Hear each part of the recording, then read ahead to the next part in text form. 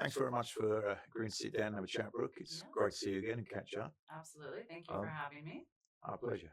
You've been with eSecLending for over 20 years now, and must have seen a lot of market turmoil, various changes. What are the most dramatic sort of changes you've seen in the industry in that time? Sure, it has. It's been a while. So I joined the securities lending industry and the business of eSecLending when we first started in 2000. So it has. It's been over 25 now, which is a good amount of time. Didn't necessarily think that I'd have 25 years in a particular career in industry, but it's been good and fruitful, obviously.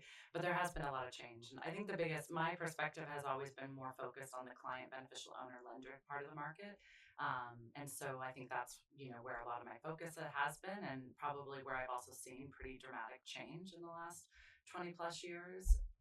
But looking back then, and really the reason why ESEC was founded originally was to have a differentiated approach to how lenders approach securities lending and to sort of move away from the more traditionalist product, move away from the queued um, agency lending pool, and to be able to look at their assets and their lendable as sort of a unique offering to the market, how to best maximize and optimize a lender's program within the control that they wanted to have over the program. And I think that evolution has dramatically. Sorry, let me restate that.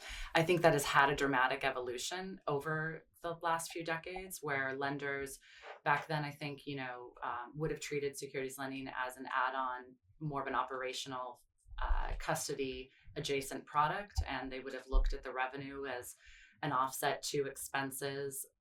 Still, the revenue is very helpful in that regard, but many have evolved to where they're now looking at lending repo it really as a financing product, and many of the largest and most sophisticated institutional investors are utilizing the tools of lending a repo as a method to support their broader treasury management, balance sheet optimization, liquidity management functions across their organizations. And so while many still use lending in a way to optimize revenue and returns and take an intrinsic focused approach, I think many are also looking at it as a tool to sort of support broader investment needs of their organization and how they can best implement leverage and liquidity solutions. So it's definitely changed a lot, and I think where it sits within individual lender organizations has also evolved alongside that. Excellent. And Yeah. how is eSecLending positioned in the US market today? What's driving that success as well? Sure. So obviously, our business is US based. We operate out of London and really have a global clientele. We have had a lot of success over the recent time in the Americas, both in the US but also Canada. And I think that we're well positioned with a lot of the US and also Canadian lenders, in part because of what I was just commenting on, that many of them have shifted to looking at lending and repo as well as a way to raise cash and use it as another funding mechanism for their broader plan purposes. And we're very well positioned to do that. We don't have the same bank and regulatory capital constraints that many of the large agent lenders would, just by the nature of who they are as a bank entity and the regulation that they're under. And so our ability to support lenders first, I think, to be able to do so on a very direct and individualized basis and allow them to run a directed agent program where we are really adapting and running a business and a program to their specific needs, I think has well positioned us. And then our ability to run volume and balance based business for them and to satisfy those needs for leverage and liquidity in large part, to be able to be more flexible and ultimately not have the same capital costs that sort of our bank competitors would, has, I think, differentiated our business pretty dramatically in the last probably 5 to 10 years, and even more recently in the last few. What are the biggest opportunities, or where are the biggest opportunities you're seeing for clients at the moment? Sure. So, I mean, I think it really depends on the client and what their profile is. So, the assets they have, the opportunity they have on what collateral they accept, and really what drives their decision making for securities lending and what their objectives are. But stepping back quite a ways in terms of where the market opportunities lie, For those that are a cash driven focused lender, I think that there's a lot of opportunity if they can find ways to improve their risk weightings for the brokers. And so we've seen a lot of implementation of various solutions that improve the capital footprint of the lender and essentially allow the lender to become more of a preferred counterpart to many of the bank counterparts. And so that has been a big opportunity for those clients that are a cash collateral driven program. I think outside of that, we see a lot of opportunities for collateral trades that many clients are partaking in.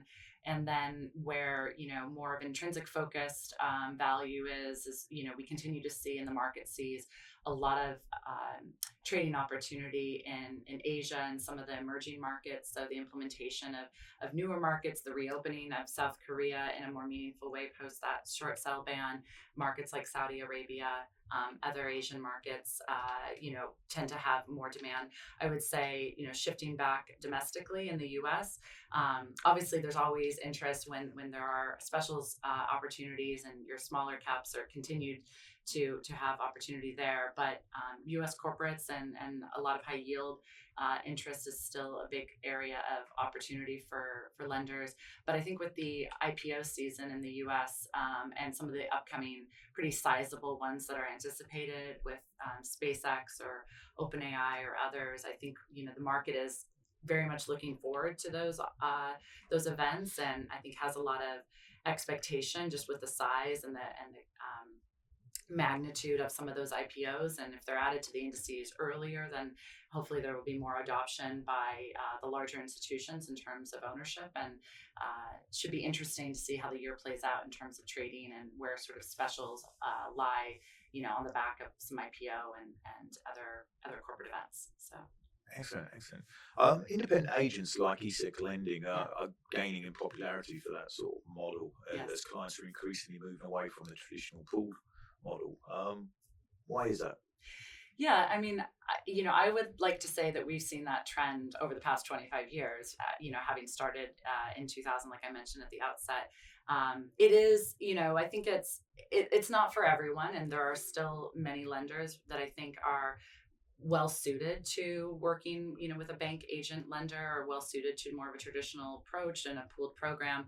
But I think, as I've noted in a few responses, the shift towards wanting to have more control and to run more of a directed agent style program, I think is a trend amongst larger institutions.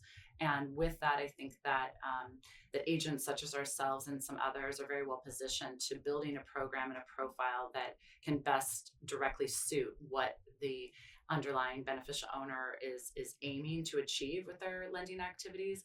And so, we've had a lot of success over the last few decades. And I think, early on, our independence and not being a bank was probably what the market sold against us. And now I think what's interesting, especially with a lot of the regulation that came on the back of the financial crisis, we really have probably benefited from that independence and from being a non-affiliated bank lender, a non-custodial lender, and one that's able to essentially meet the needs of what the clients ultimately want, and to be able to do that in a pretty flexible way. It's not, the downside is it's not as scalable, where the custodians and where the large banks benefit is they do have the ability to service many hundreds and hundreds of clients in sort of a uniform way. And I think that works very well still for certain market participants, but where uniformity isn't what is desired, I think that's where independent agents and those that have the flexibility to sort of run a directed style program for clients do benefit. And we've seen the benefit from that. And I know that there's others out there also in the space. And, we really look forward to, I think competition breeds more success and better programs ultimately for the underlying lenders. So Specialty over scale. Yes. With 20 years of perspective, or just over 20 years of perspective, yeah. What do you think sets eSecLending's culture and client relationships apart? Sure. I mean, trust, I think is a big one. And trust doesn't always happen overnight, as you know, from, your business also. We've known each other for much of that time. I remember in the early 2000s when you were also getting your business off the ground. And I think really building out relationships with the clients, It's what drives our business, making sure that we're running programs not for ourselves but for the clients. And I think demonstrating that to clients, sort of day in day out, that we're ultimately there to serve their needs and to be aligned. Full alignment, I think, is also something that's really important. Because probably we're not a bank and because we are independent, we have the ability to have full alignment with our clients. And I think that matters. It matters when it comes to sort of decision making. It matters when it comes to contract negotiation. It matters when it comes to sort of what trades they want done and what trades we're able to support for them.